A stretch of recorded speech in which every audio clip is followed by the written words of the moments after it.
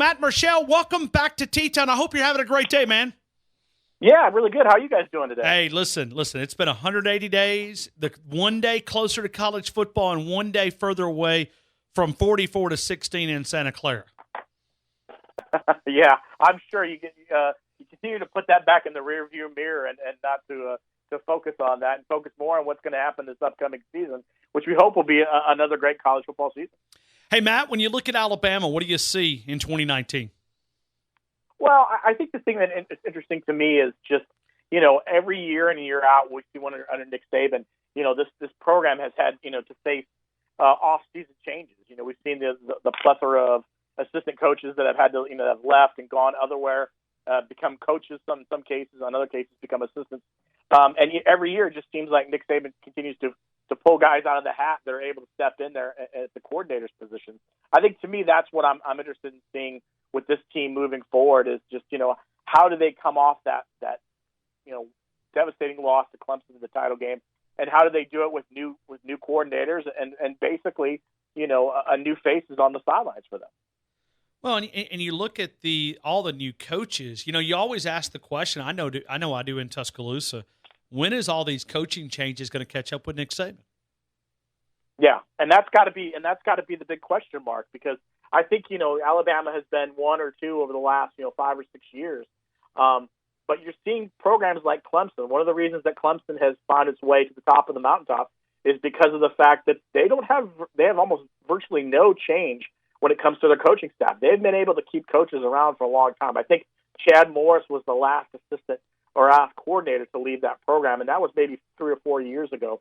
But they've continued to have the assistant coaches remain there. They're paying their assistant coaches well. These guys really don't feel like they're going to leave anytime soon. So you look at a program like Alabama, the changes they've had to go through. Some of that comes with success. I mean, obviously, when you have that kind of success, guys want to be able to move on and have other jobs. And some of it comes with the idea that when Nick Saban hires coaches or brings in analysts, these are guys either who are looking for a second chance, looking for maybe an opportunity to kind of revive their careers. So you're not going to keep them around for very long, and that's exactly what happened. And you got to wonder how long before this starts to catch up with them. That, to me, probably won't happen until after Nick Saban's probably gone. We're talking to Matt Murschel for the Orlando Sentinel as we're talking college football with him. Let's go to the ACC for a couple of minutes. We're all looking at the ACC of who's going to challenge Clemson. Who is it in that league that can give Clemson a game? Somebody that can be that second-place team in the ACC. Who is it? Well, I think that's the million-dollar question going into this year. I think right now it's Clemson and then everyone else. There's been so much change. You look at the coaching changes in that conference. You got Louisville with a new head coach, Georgia Tech with a new head coach, North Carolina. Those kind of programs that you're looking to kind of rebound. You look at what Pittsburgh did in the Coastal last year. The Coastal, to me, has just been anyone's guess. I mean, it's basically pick a team out of the hat, and they'll probably end up winning the Coastal. I think Miami's going to try to make a big push with its new head coach in Manny Diaz. And then you got Virginia Tech and Virginia, two programs kind of that have been in the upper echelon for the last couple of years. I think it's whatever team's going to challenge them is going to come from the Atlantic. I think it's either going to be at Syracuse or maybe somehow in the next year or two, Florida State can find a way to bounce back under Willie Taggart. But other than that, I think this is really Clemson's year again to kind of run through this conference.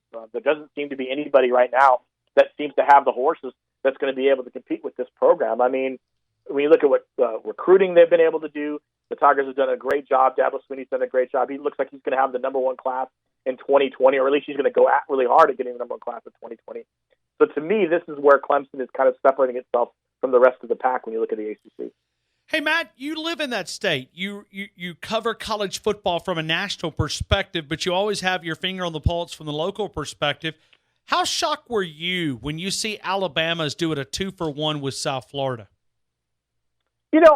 I'm not shocked in the sense that I think it's a good move for USF in a lot of ways. If you're trying to bring in some big programs to kind of get your fan base enticed to come to games. I was shocked that maybe Alabama did that, but again, you've got to find schools to kind of fill the schedules now, and you don't want to be accepting FCS schools as much as you can. You already got one on their schedule pretty much regularly. You want to continue to kind of upgrade a little bit. And USF, gives you that. And also one of the the bigger issues is it gives Alabama a chance to come down to Florida and recruit hard. That's Florida's always been one of the top recruiting hotbeds. So you go to a state like Florida, and that gives Nick Saban and his staff an opportunity to maybe get a foot in there with a game there and having 2 games back at home as well. So that's where it comes from. But I think for USF, it's a big win in the sense of getting that kind of, caliber of opponent on your schedule and kind of maybe try to say, look, and we're just as good as maybe Alabama is going to be at that time. We'll see what happens when these games actually get played on the actual field. Now, Matt, I'm just curious, was Steve Spurrier launching his own little restaurant down in the Sunshine State?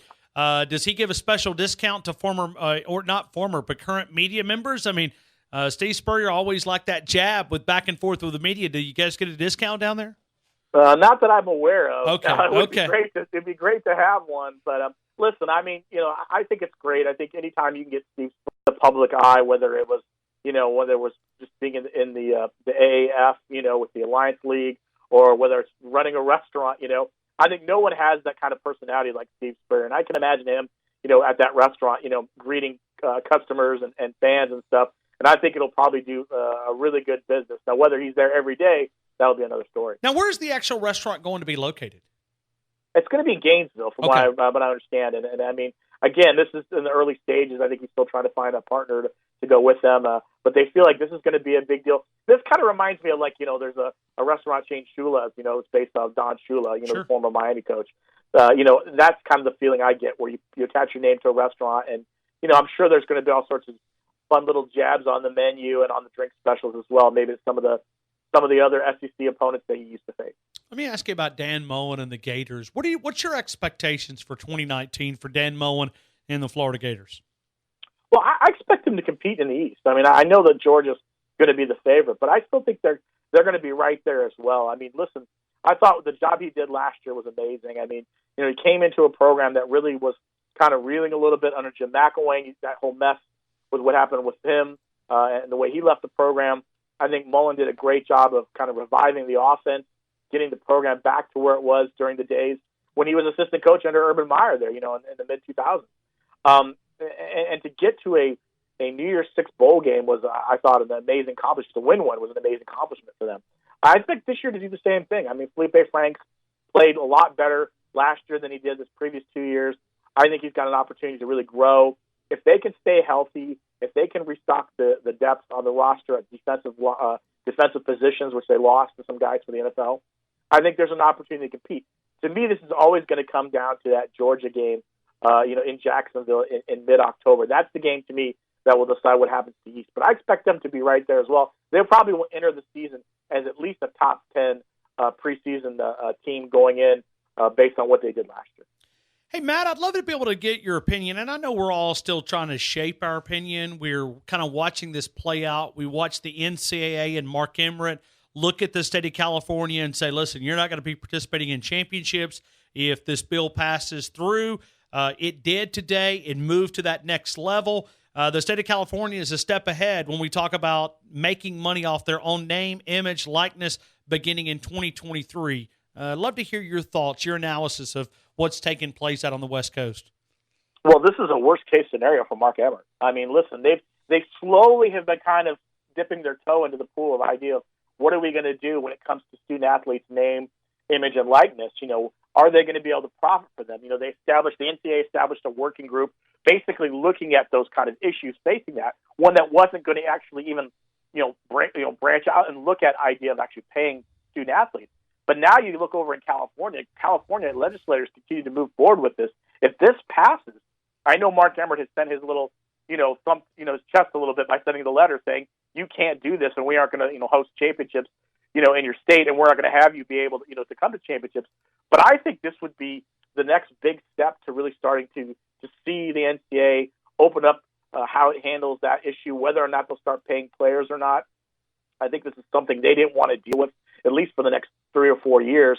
But that may actually be pushed to the forefront because of this, because it doesn't look like legislators are going to stop, and take a breath with this. They're going to move forward with it. So I think, Mark Emmert is definitely nervous. I think the NCAA is definitely nervous. And I think it would be interesting to see how that would impact, kids, who maybe want to go to schools out on the West Coast. Maybe a kid might be interested in that because he can find an opportunity to make a little bit more money as a student athlete. So there's going to be a bigger showdown. It's going to come down the road, and it may be a lot sooner than I think people thought it was going to be. Well, I mean, think about California. We've been talking about this today. It gives them a little bit of a recruiting advantage. It gives them a chance to look at recruits in the living rooms and say, hey, if you play football in this state in 2023 and how you do recruiting, you're spending so much time in the future, you're telling them, hey, if you go to LSU, you go to Florida, you go to Alabama, you don't have this opportunity. If you come to this state, we'll give you a chance to make money off your name.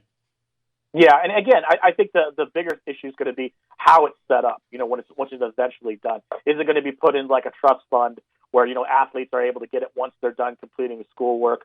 I don't think it's a case where the college football player is going to get a check every week. I think this is going to be something that will come after they're done at their time at their school. But still, even that is a bigger deal. I mean, you're talking about, we had an instance here in Orlando a couple of years ago where a student at UCF, a football player, was making money off a YouTube page, doing videos and stuff like that. That got him in trouble. Eventually, he ended up leaving the program after being suspended.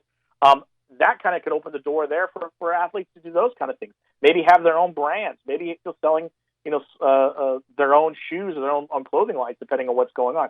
So yeah, it really does change the recruiting balance. I mean, all of a sudden you got schools, UCLA's, the USC's, Stanford's, Cal. I mean, you don't know what's going to happen. I mean, those programs are all going to be able to open the door a little bit for more, and that does help out with their recruiting. You can see some kids maybe decide, I want to go there because there's a better opportunity for me to make some money long term. And I think that's what the NCAA is definitely looking to avoid happen. And it'll be interesting to see if they can either stop this or if there's some sort of compromise that comes down the pipe. There's some major hurdles for these ADs, paying coaches the salaries, the coordinators are getting this money. But the other conversation that I'm going to get you to be a participate in, where do you see this attendance conversation that is the 65-inch LED television competing for the $85 ticket? Yeah, I think it is. I think that's been a concern over the last 2 or 3 years. Every time I speak with an AD or a conference commissioner, we talk about it, declining attendance. One of the things they talk about is it's such a battle. Listen, these conferences, made their deals with the television networks, with ESPN and CBS and Fox, to get the more money, to get their games broadcast on television. Well, now what's happening is you're seeing these games being put on the streaming devices, whether it's your phone or your iPad or whatever. And now for a fan, it's better sometimes an experience to sit at home and watch the game at home with friends, with your own food. You don't have to worry about parking or fighting traffic to get in, and you get just as good of experience maybe as you would at it going to a game. So I think athletic directors are definitely trying to find ways to combat that. We're seeing schools now, the SEC, for instance, getting rid of its ban on selling alcohol at athletic events. They're trying to find ways to maybe make it more enticing for fans. You're seeing schools trying to do increased Wi-Fi, increased internet capabilities, so fans sitting in the stands can do more. They're trying to pull out all the stops right now, and I think that's the battle they're facing, is how do you keep fans in the seats? How do you draw fans to the games when they could just sit at home and watch their game, or sit in their car or whatever and watch the game and not have to deal with traffic? And that's going to be an issue I think that's going to be facing athletics for at least the next 3 or 4 years easily, and something we'll hear a lot more about in the coming years.